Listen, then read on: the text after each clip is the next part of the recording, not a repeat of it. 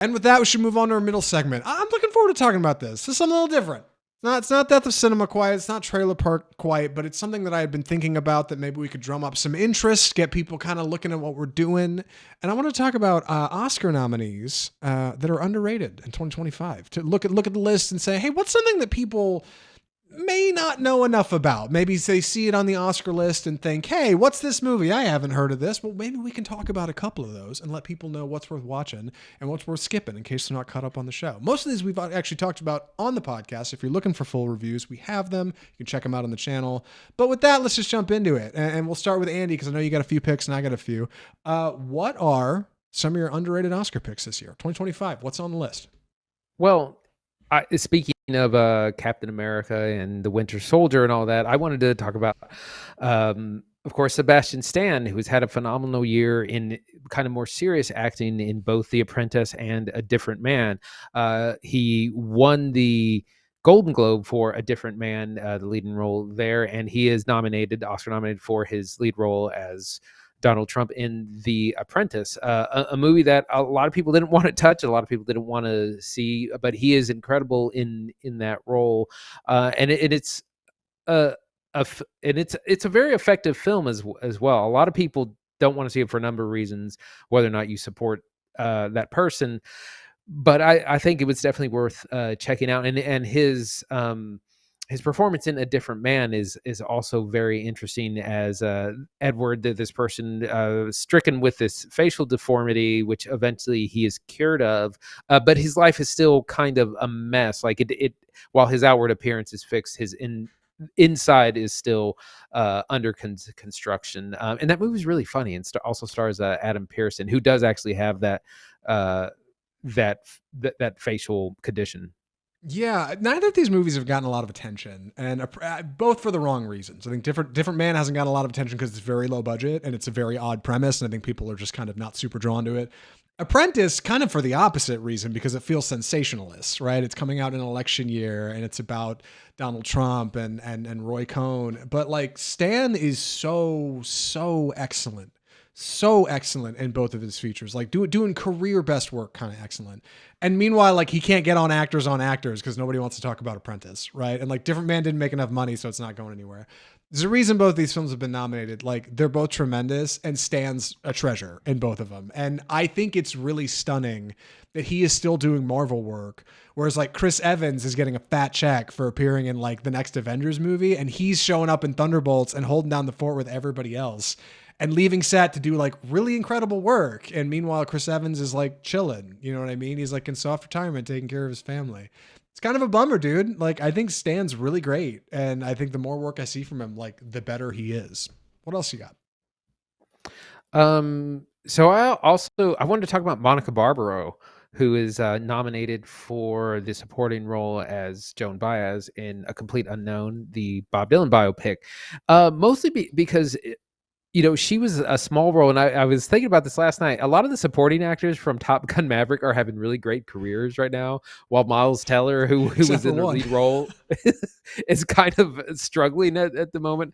But Monica Barbaro is really good in that role. She not learned to sing, but she sings her own stuff, and she does this thing where she doesn't imitate Joan Baez, but she kind of gets the vibe right. So she's really good in that film, and it's just I think someone who's been a little overlooked this Oscar season.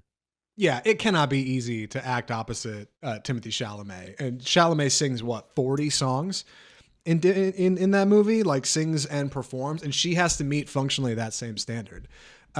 She blows it out of the water. Like not only is she like an interesting character on screen, but like you can feel that Chalamet's Dylan feels this sort of mutual attraction and respect for her. And that's because she brings that to the performance. Like it's underrated. And like, I think it's overshadowed by other performances that are very big and bombastic, but it's huge that she got a nom. And like, it's promising of a career that's going to continue turning out big performances like this. Like keep an eye on her. I also wanted to talk briefly about Nickel Boys, which is something we haven't seen yet. It's a film by Ramel Ross that's been I've heard a lot of buzz. It's been talked about a lot. It's based on a book. I've heard it's a hard watch because the subject matter has to do with a boys' boarding school from the 50s that was a place where lots of abuse and murder even took place. But it's also filmed in a very unique way where there's lots. It's a lot of it is in first person, extended first person view from multiple characters. And I've heard that it's really incredible from a directorial standpoint. It is heavy subject matter, and it's been hard to find, but that's definitely, and it's Oscar nominated for Best Picture. Yeah, yeah, I would have thought we would have watched this by now, but yeah, kind of same boat. We haven't really had the opportunity. I'm hoping that there's some stuff coming to theaters right now. A lot of like the Oscar hopefuls are back in theaters, and Oscar noms are like getting more play. So hopefully we can catch it somewhere. That and Sing Sing, I'd really like to watch. I haven't seen it yet, and the only place I can find is on VOD for $20. I'm like, I'm not burning $20 to watch this once, man. Like you're gonna have to hit me with more than that, but it seems like a good time. One more on your list, then I got a few, and we'll jump into Monkey.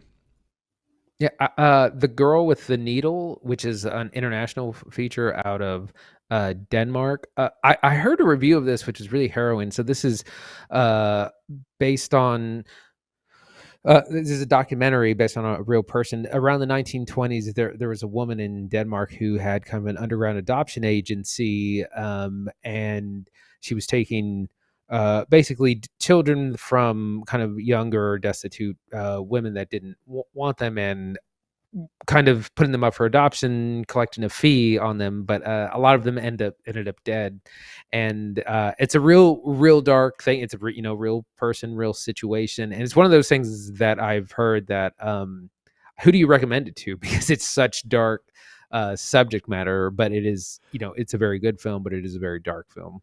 I haven't seen Needle. I need to check it out. Speaking of things, who do you recommend to? Actually, that's a perfect segue into this film. We just rewatched this last week. The Substance. Substance has a few noms this year, which are a big deal because it doesn't seem like The Substance will get nominated for anything because it is so weird and gross and body horror, but it's so tremendous. Coralie Fargeau's film. We just saw this last year. Andy and I went and saw it in a theater, which is nuts. And then we got together because you ordered the 4K, and we got together and watched it at your place with a good friend. Holds up great, and it's so weird, and I know so many people that probably would really like it. They just have not seen it because it didn't come to their local Cinemark, right? And didn't get advertised like The Lion King, and didn't get like the mainstream attention because it's so gross and so weird and so strange. But it is so special and unique. It's my favorite film of last year. But who the hell do you recommend it to, right? Like, it's got this weird problem where it's about something complex, but my God, it is so on the nose that I know a ton of people that would just get sick watching this movie. Yeah, I'm definitely in the opposite boat where I will recommend the the freak show stuff to everyone, even kind of laymen, because I was like, no, it's you got to see it. You got to challenge yourself. The Substance is so good. It was interesting rewatching it. Demi Moore definitely deserves to walk away with that Oscar, and it's criminal that Margaret Qualley didn't get a nomination as well. And the whole thing is just it's shot. It's such an intense pace. It's also almost like silent film. Like in the first hour, there's hardly any dialogue. It's all just on screen. It's all showing and not telling. So just incredible film. Yeah, and I'd forgotten how brutally funny it is. Like, it's a very funny Yeah. movie, like very on the nose funny, like in a way that like the first time through I was like horrified by like Dennis Quaid eating shrimp, and the second time through you realize like just how well paced that stuff is. Like, really a great watch. Demi Moore is incredible. I genuinely hope she wins the Oscar for it. I think she's so great. I want to talk about The Brutalist. I know we talked about The Brutalist just a few weeks ago on the channel. We have our review up. You can go check it out. I don't know anybody that's seen this movie except for like real movie freaks, right? Like the only ones of us who have turned out to see The Brutalist, $10 million, 3.5 hour picture with an intermission in it, is the kind of people who've got a whole day to lose to go to the movie theater and check it out. And a ton of people aren't going to see it. It feels inaccessible because it's too big and it's too large, and where are you going to see it anyway? Like, I don't see this thing just showing up on Netflix, right? Like, but it's a really special movie, man. And like for $10 million, you'd think it would be cheap and you'd think it would be chintzy, and it so isn't. It's efficient and bold, and it covers big ideas in a way that I think a lot of movies don't this year. And it's got a few noms, so it's easy to say, oh, it's not underrated. It's on the list a few times for sure. But like, how many people in your life have actually seen it? How many of them will see it? Probably not many. And for that, I think it's underrated. Yeah, like The Substance, it was another movie that has stuck with me since I saw it, and especially the weekend after seeing it, where it's dealing with really complex themes about what it means to be an immigrant, what it means to come to America, and what that immigrant journey is and isn't like, and kind of the love-hate relationship that you might have in when you're immigrating to a new country. It's got incredible visuals, big in scope, big in every way, basically. And again, it just something else that really blew our socks off. Great performances by Adrian Brody. Um, is it Felicity Jones? Yeah. Or yeah, okay. I get her and Claire Foy mixed up because they look the same. Felicity Oh Jones yeah. and of course, the great Guy Pearce as well. Mousy British woman. Yeah, absolutely. Both fantastic. Love Claire Foy. One more movie to talk about. It's Conclave. It's Conclave by a nose, baby. What better movie was there? A bunch of adults just sitting around talking in rooms.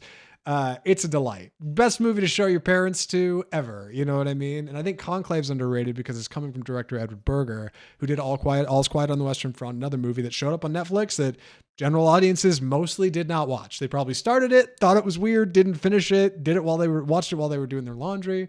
Conclave, I think, falls into this similar space where it's like it's a great script and it's great drama, like it's tightrope walking stuff.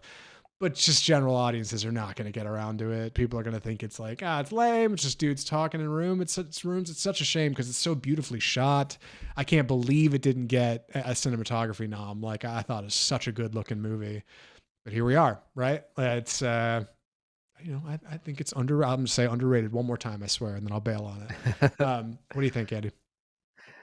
Yeah, Conclave was a nice surprise because again, it's a thriller about people talking in rooms and the politics of a conclave vote and what people will do for power, the burden of power, whether or not it's right to want it or not want it, and it's a thriller about voting. It's very like you wouldn't. It sounds like it shouldn't work, and it completely does. It's you will be glued to it. I think it's available on Peacock right now on streaming. Ugh. What nominated for best score? One of the best scores of the year, by Volker Bertelmann, who also did the score to All Quiet on the Western Front. Great performances by Stanley Tucci, Ralph Fiennes, and John Lithgow, and more. Another big surprise, but again, how many people have seen it? Not enough. That's why I think it's underrated. If you think we missed anything here, by the way, if you got any picks, let us know. Hit the comments, write in the show, mail it off script room review. We love this kind of stuff. A little bit of a dialogue, right? I sure would appreciate it. I hope you do too. And with that, we should jump into our next review of the episode. 2 more to go here. Remember, it's Love Hurts. But first, we got to talk about Osgood Perkins' The Monkey. I'm going to be taking the summary for this one, so please excuse any clumsy delivery. The movie is The Monkey.